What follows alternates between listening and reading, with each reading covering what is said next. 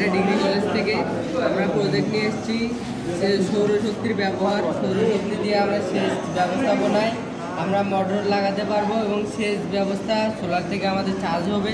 সেই চার্জ আমরা ব্যাটারিতে সংরক্ষণ করে মোটরে লাগালে মোটর থেকে আমাদের পানি বের হবে এবং ওই পানিটা আমরা কৃষিক্ষেত্রে ব্যবহার করতে পারবো। এর পাশে আমাদের আছে বসতবাড়িতে আমরা ওই সোলার সেমভাবে ব্যবহার করতে পারবো এবং প্রয়োজন অনুযায়ী আমরা যা প্রয়োজন চাহিদা মেটাতে পারবো। এবং এর পাশে আমাদের আছে হচ্ছে গাড়ির জন্য চার্জিং ব্যবস্থা এবং আমরা এখন জানি সব গাড়িতেই ব্যাটারি ব্যবস্থা করা হয়, এই জন্য আমরা চার্জিংয়ের ব্যবস্থা করেছি। ব্যাটারি দিয়ে আমরা গাড়িতে চার্জ দিলে গাড়ি ব্যাটারি চার্জে চলতে পারবে এবং তেলের কোনো প্রয়োজন হবে। অনেক সুন্দর। আসলে আমাদের বর্তমান প্রেক্ষাপটে জ্বালানির যেভাবে সংকট, সেক্ষেত্রে আমাদের সৌরশক্তির ব্যবহার বাড়াতে হবে। আসলে এই সৌরশক্তি দিয়ে আমাদের কি আসলে ওই প্রয়োজনীয় চাহিদা মেটানো সম্ভব?